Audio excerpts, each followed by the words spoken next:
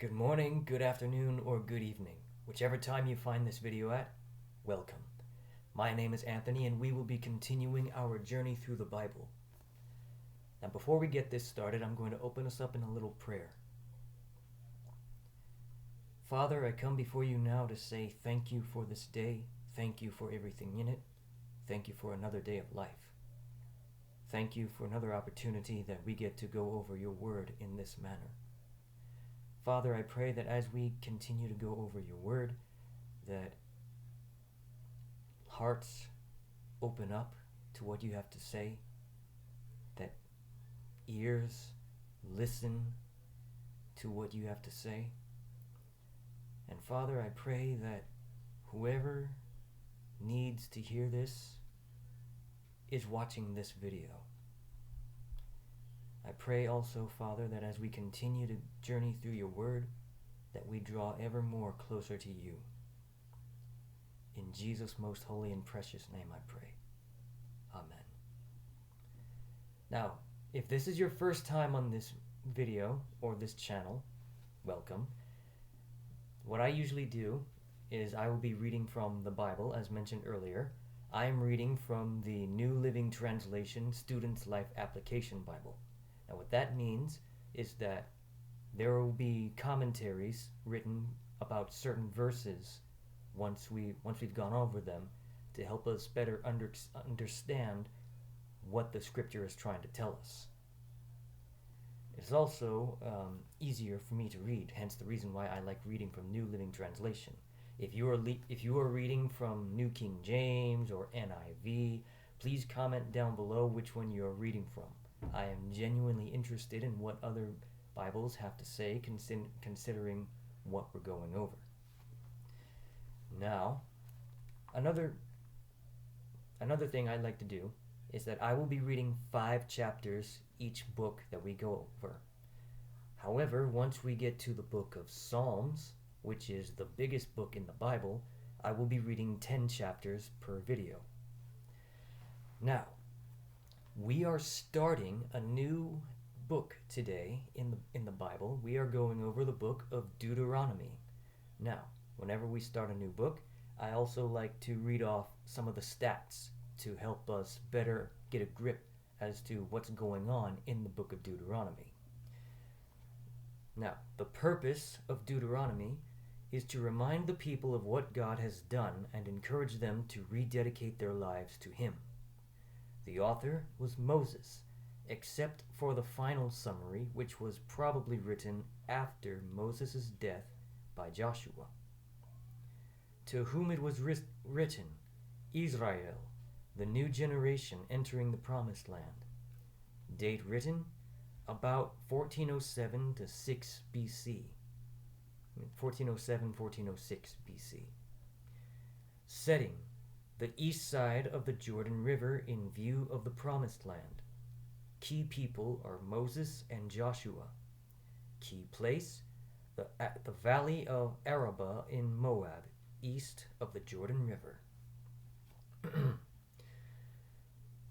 Chapter 1 of Deuteronomy. Moses talks to the people. This book records the words that Moses spoke to all the people of Israel while they were in the wilderness east of the Jordan River. They were camped in the Jordan Valley near Suf, between Paran on one side and Tophel, Laban, Hazeroth, and Di-Zahab on the other. Normally it takes only 11 days to travel from Mount Sinai to Kadesh Barnea, going by way of Mount Seir. But 40 years after the Israelites left Mount Sinai on a day in midwinter, Moses gave these speeches to the Israelites, telling them everything the Lord had commanded him to say. This was after he had defeated King Sihon of the Amorites, who had ruled in Heshbon, and King Og of Bashan, who had ruled in Ashtaroth and Edrei. So Moses addressed the people of Israel while they were in the land of Moab, east of the Jordan River. He began to explain the law as follows.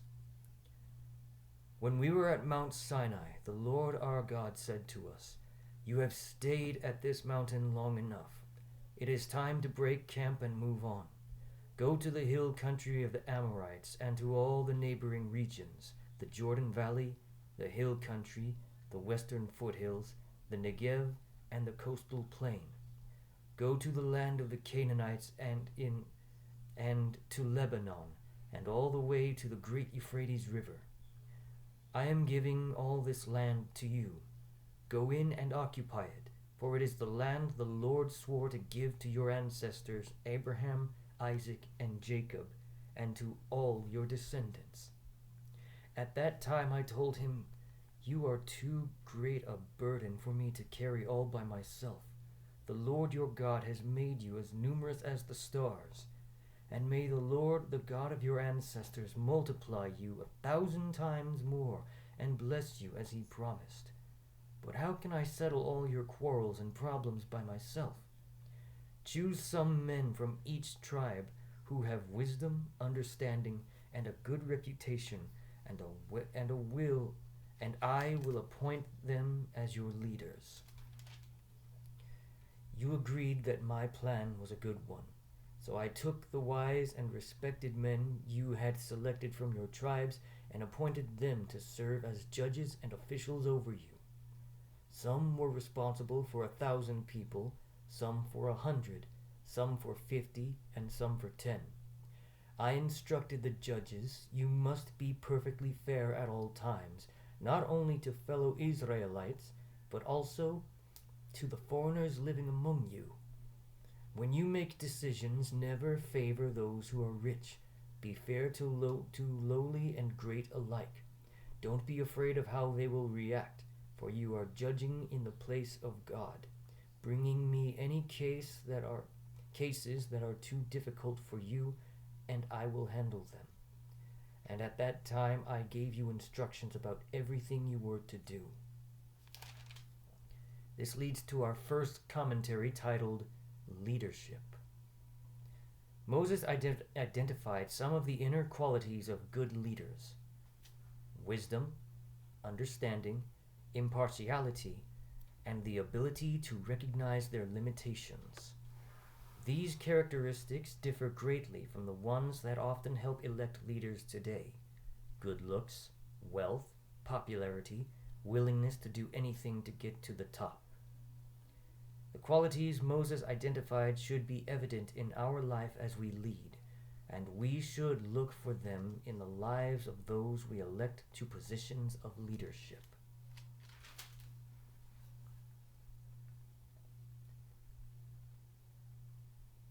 Then, just as the Lord our God directed us, we left Mount Sinai and traveled through the great and terrifying wilderness which you yourselves saw, and headed toward the hill country of the Amorites.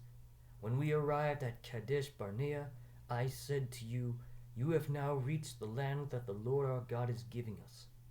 Look, he has placed it in front of you. Go and occupy it as the Lord, the God of your ancestors, has promised you. Don't be afraid. Don't be discouraged. But you responded, First let's send out scouts to explore the land for us.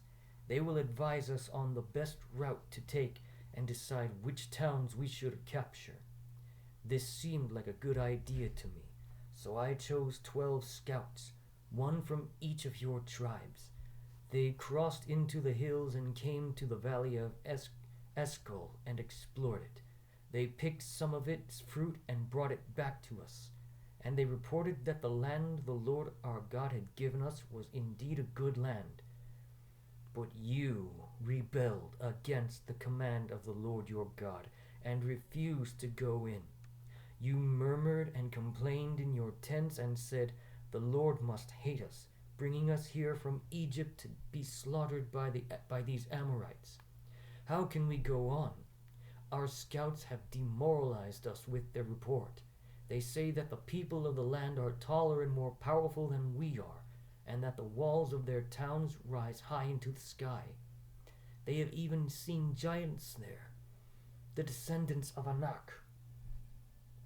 But I said to you, Don't be afraid. The Lord your God is going before you.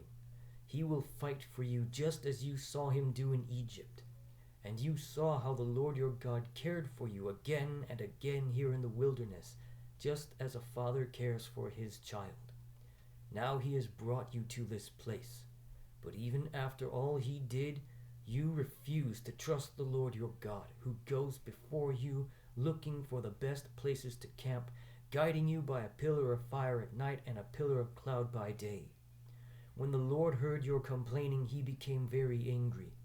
So he solemnly swore, not one of you from this entire wicked generation will live to see the good land I swore to give to your ancestors, except Caleb son of Jephunneh. He will see this land because he has followed the Lord completely. I will give to him and his descendants some of the land he walked over during his scouting mission. And the Lord was also angry with me because of you. He said to me, you will never enter the promised land. Instead, your assistant Joshua, son of Nun, will lead the people into the land. Encourage him as he prepares to enter it. I will give the land to your innocent children. You were afraid they would be captured, but they will be the ones who occupy it. As for you, turn around now and go back on through the wilderness, through the Red Sea. Then you confessed, we have sinned against the Lord. We will go into the land and fight for it, as the Lord our God has told us. So your men strapped on their weapons, thinking it would be easy to conquer the hill country. But the Lord said to me, tell them not to attack, for I will not go with them. If they do, they will be crushed by their enemies. This is what I told you, but you would not listen. Instead, you again rebelled against the Lord's command and arrogantly went into the hill country to fight. But the Amorites who lived there came out against you like a swarm of bees.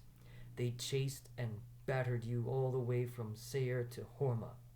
Then you returned and wept before the Lord, but he refused to listen. So you stayed there at Kadesh for a long time. Chapter 2. Stuck in the Wilderness. Then we turned around and set out across the wilderness toward the Red Sea, just as the Lord himself had instructed me, and we wandered around Mount Seir for a long time. Then at last the Lord said to me, you have been wandering around in this hill country long enough. Turn northward. Give these orders to the people. You will be passing through the country belonging to your relatives, the Edomites, the descendants of Esau, who live in Seir. The Edomites will feel threatened, so be careful. Don't bother them, for I have given them all the hill country around Mount Seir as their property, and I will not give you any of their land. Pay them for whatever food or water you use. The Lord your God has blessed everything you have done and has watched your every step through this great wilderness. During these 40 years, the Lord your God has been with you and provided for your every need so that you lacked nothing. So we went past our relatives, the descendants of Esau, who live in Seir, and avoided the road through the Arabah valley that comes up from Elath and Ezion-Geber. Then as we traveled northward along the desert route through Moab, the Lord warned us, do not bother the Moabites, the descendants of Lot, or start a war with them. I have given them Ar as their property, and I will not give you any of their land. A numerous and powerful race of giants called the Emites had once lived in the area of Ar. They were as tall as the Anakites, another race of giants. Both the Emites and the Anakites are often referred to as the Rephites, but the Moabites called them Emites. In earlier times, the Horites had lived at Mount Seir, but they were driven out and displaced by the descendants of Esau. In a similar way, the peoples in Canaan were driven from the land that the Lord had assigned to Israel. Moses continued, Then the Lord told us to cross Zered Brook, and we did. So 38 years passed from the time we first arrived at Kadesh Barnea until we finally crossed Zered Brook. For the Lord had vowed that this could not happen until all the men old enough to fight in battle had died in the wilderness. The Lord had lifted his hand against them until all of them had finally died. When all the men of fighting age had died, the Lord said to me, "Today you will cross the border of Moab at Ar and enter the land of Ammon. But do not bother the Ammonites, the descendants of Lot, or start a war with them. I have given the land of Ammon to them as their property, and I will not give you any of their land." That area too was once considered the land of the Raphites, though the Ammonites referred to them as Zamzumites. They were a numerous and powerful race, as tall as the Anakites, but the Lord destroyed them so the Ammonites could occupy their land. He had similarly helped the descendants of Esau at Mount Seir, for he destroyed the Horites so they could settle there in their place. The descendants of Esau live there to this day. A similar thing happened when the Kapharites from Crete invaded and destroyed the Avites, who had lived in the villages in the area of Gaza. Moses continued, "Then the Lord said, 'Now cross the Arnon Gorge. Look, I will help you defeat Sihon the Amorite, king of Heshbon, and I will give you his land. Attack him and begin to occupy the land. Beginning today, I will make all people throughout the earth terrified of you.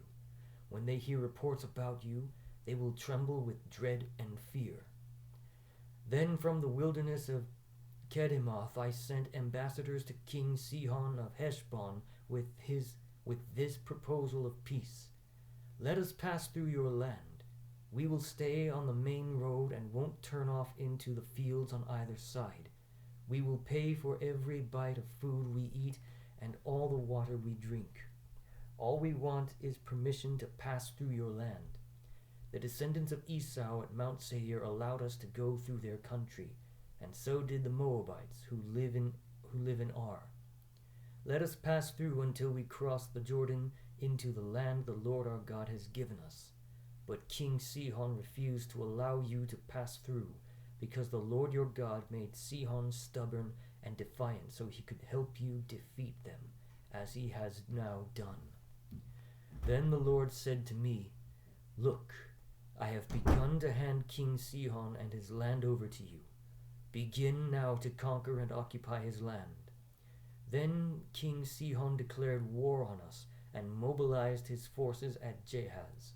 But the Lord our God handed him over to us, and we crushed him, his sons, and all his people. We conquered all his towns and completely destroyed everyone, men, women, and children. Not a single person was spared. We took all the livestock as plunder for ourselves, along with anything of value from the towns we ransacked. The Lord our God helped us conquer Aurora on the edge of the Arnon Gorge, the town in the gorge, and the whole area as far as Gilead. No town had walls too strong for us. However, we stayed away from the Ammonites along the Jabbok River and the towns in the hill country, all the places the Lord our God had commanded us to leave alone." Chapter 3. Dividing the Land. Next, we headed for the land of Bashan, where King Og and his army attacked us at Edrei. But the Lord told me, "Do not be afraid of him, for I have given you victory over Og and his army, giving you his entire land. Treat him just as you treated King Sihon of the Amorites, who ruled in Heshbon." So the Lord our God handed King Og and all his people over to us, and we killed them all. This leads to our next commentary titled Obstacles. The Israelites faced a big problem: the well-trained army of Og, king of Bashan. The Israelites hardly stood a chance. but they won because God fought for them. God can help his people regardless of the problems they face. No matter how insurmountable the obstacles may seem, remember that God is in control, and he will keep his promises. We conquered all 60 of his towns, the entire Argob region in his kingdom of Bashan. These were all fortified cities with high walls and barred gates. We also took many unwalled villages at the same time. We completely destroyed the kingdom of Bashan just as we had destroyed King Sihon of Heshbon. We destroyed all the people in every town we conquered, men, women, and children alike. But we kept all the livestock for ourselves and took plunder from all the towns. We now possessed all the land of the 2 Amorite kings east of the Jordan River, from the Arnon Gorge to Mount Hermon. Mount Hermon is called Sirion by the Sidonians. The Amorites call it Senir. We had now conquered all the cities on the plateau, and all Gilead and Bashan as far as the towns of Salika and Edrei, which were part of Og's kingdom in Bashan. Incidentally, King Og of Bashan was the last of the giant Rephites. His iron bed was more than 13 feet long and 6 feet wide. It can still be seen in the Ammonite city of Rabbah. When we took possession of this land, I gave the territory beyond Aroer along the Arnon Gorge, plus half of the hill country of Gilead with its towns, to the tribes of Reuben and Gad. Then I gave the rest of Gilead and all of Bashan, Og's former kingdom, to the half-tribe of Manasseh. The Argob region of Bashan used to be known as the land of the Rephites. Jair, a leader from the tribe of Manasseh, acquired the whole Argob region in Bashan, all the way to the borders of the Geshurites and Macathites. Jair renamed this region after himself, calling it the town of Jair, as it is still known today. I gave Gilead to the clan of Machir, and to the tribes of Reuben and Gad I gave the area extending from Gilead to the middle of the Arnon Gorge, all the way to the Jabbok River on the Ammonite frontier. They also received the Jordan Valley, including the Jordan River and its eastern banks, all the way from the Sea of Galilee down to the Dead Sea, with the slopes of Pisgah on the east. At that time I gave this command to the tribes that will live east of the Jordan. Although the Lord your God has given you this land as your property, all your fighting men must cross the Jordan armed and ready to protect your Israelite relatives. Your wives, children, and numerous livestock, however, may stay behind in the towns I have given you. When the Lord has given security to the rest of the Israelites as he has to you, and when they occupy the land the Lord your God is giving them across the Jordan River, then you may return here to the land I have given you. At that time I said to Joshua, you have seen all that the Lord your God has done to these 2 kings. He will do the same to all the kingdoms on the west side of the Jordan. Do not be afraid of the nations there, for the Lord your God will fight for you. O sovereign Lord, I am your servant. You have only begun to show me your greatness and power. Is there any good in heaven or on earth who can perform such great deeds as yours? Please let me cross the Jordan to see the wonderful land on the other side, the beautiful hill country on the Lebanon mountains. Our next commentary is titled Battles. The Lord your God will fight for you. What encouraging news for Joshua, who was to lead his men against the persistent forces of evil in the Promised Land. Since God promised to help him win every battle, he had nothing to fear.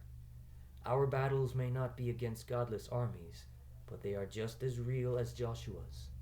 Whether we are resisting temptation or battling fear, God has promised to fight with and for us as we obey him. But the Lord was angry with me because of you, and he would not listen to me. That's enough, he ordered. Speak of it no more. You can go to Pisgah Peak and view the land in every direction, but you may not cross the Jordan River. But commission Joshua and encourage him, for he will lead the people across the Jordan. He will give them the land you now see before you. So we stayed in the valley near Beth Peor. Chapter 4. Obey God. And now, Israel, listen carefully to these laws and regulations that I am about to teach you. Obey them so that you may live, so you may enter and occupy the land the Lord, the God of your ancestors, is giving you. Do not add to or subtract from these commands I am giving you from the Lord your God. Just obey them. You saw what the Lord did to you at Baal Peor, where the Lord your God destroyed everyone who had worshipped the god Baal of Peor. But all of you who were faithful to the Lord your God are still alive today. You must obey these laws and regulations when you arrive in the land you are about to enter and occupy. The Lord my God gave them to me and commanded me to pass them on to you. If you obey them carefully, you will display your wisdom and intelligence to the surrounding nations. When they hear about these laws, they will exclaim, "What other nation is as wise and prudent as this? For what great nation has a God as near to them as the Lord our God is near to us whenever we call on him? And what great nation has laws and regulations as fair as this body of laws that I am giving you today? But watch out. Be careful never to forget what you have seen the Lord do for you. Do not let these things escape from your mind as long as you live, and be sure to pass them on to your children and grandchildren." Our next commentary is titled, Remember. Moses wanted to make sure that the people did not forget all they had seen God do. So he urged parents to tell their children about God's great miracles. This helped parents remember God's faithfulness, and it provided the way for passing on from one generation to the next the stories of God's great acts. It is easy to forget the wonderful ways God has worked in the lives of his people, but you can remember God's great acts of faithfulness by telling your friends what you have seen him do. Tell them especially about the day when you stood before the Lord your God at Mount Sinai, where he told me, "Summon the people before me, and I will instruct them. That way they will learn to fear me as long as they live, and they will be able to teach my laws to their children." You came near and stood at the foot of the mountain, while the mountain was burning with fire. Flames shot into the sky, shrouded in black clouds and deep darkness. And the Lord spoke to you from the fire. You heard his words, but didn't see his form. There was only a voice. He proclaimed his covenant, which he commanded you to keep, the 10 Commandments, and wrote them on 2 stone tablets. It was at that time that the Lord commanded me to issue the laws and regulations you must obey in the land you are about to enter and occupy. But be careful. You did not see the Lord's form on the day he spoke to you from the fire at Mount Sinai. So do not corrupt yourselves by making a physical image in any form, whether of a man or of a woman, an animal or a bird, a creeping creature or a fish. And when you look up into the sky and see the sun, moon, and stars, all the forces of heaven, don't be seduced by them and worship them. The Lord your God designated these heavenly bodies for all the peoples of the earth. Remember that the Lord rescued you from the burning furnace of Egypt to become his own people and special possession. That is what you are today. But the Lord was very angry with me because of you. He vowed that I would never cross the Jordan River into the good land the Lord your God is giving you as your special possession. Though you will cross the Jordan to occupy the land, I will die here on this side of the river. So be careful not to break the covenant the Lord your God has made with you. You will break it if you make idols of any shape or form, for the Lord your God has absolutely forbidden this. The Lord your God is a devouring fire, a jealous God. In the future, when you have children and grandchildren and have lived in the land a long time, do not corrupt yourselves by making idols of any kind. This is evil in the sight of the Lord your God and will arouse his anger. Today I call heaven and earth as witnesses against you. If you disobey me, you will quickly disappear from the land you are crossing the Jordan to occupy. You will live there only a short time. Then you will be utterly destroyed. For the Lord will scatter you among the nations, where only a few of you will survive. There in a foreign land you will worship idols made from wood and stone, gods that neither see nor hear nor eat nor smell. From there you will search again for the Lord your God, and if you search for him with all your heart and soul, you will find him. When those bitter days have come upon you far in the future, you will finally return to the Lord your God and listen to what he tells you. For the Lord your God is merciful. He will not abandon you or destroy you or forget the solemn covenant he made with your ancestors. Search all of history, from the time God created people on the earth until now. Then search from one end of the heavens to the other. See if anything as great as this has ever happened before. Has any nation ever heard the voice of God speaking from fire as you did and survived?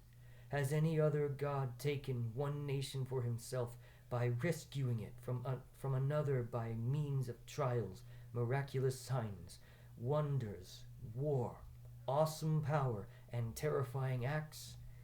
Yet that is what the Lord your God did for you in Egypt, right before your very eyes. He showed you these things so you would realize that the Lord is God and that there is no other God. He let you hear his voice from heaven so he could instruct you. He let you see his great fire here on earth so he could speak to you from it. Because he loved your ancestors, he chose to bless their descendants and personally brought you out of Egypt with a great display of power. He drove out nations far greater than you, so he could bring you in and give you their land as a special possession, as it is today. So remember this and keep it firmly in your mind. The Lord is God both in heaven and on earth, and there is no other God. If you obey all the laws and commandments that I will give you today, all will be well with you and your children. Then you will enjoy a long life in the land the Lord your God is giving you for all time.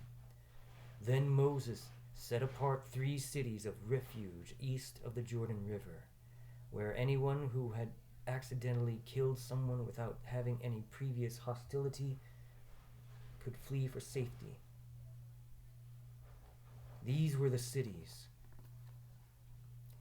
Bezir on the wilderness plateau for the tribe of Reuben, Ramoth in Gilead for the tribe of Gad, Golan in Bashan for the tribe of Manasseh.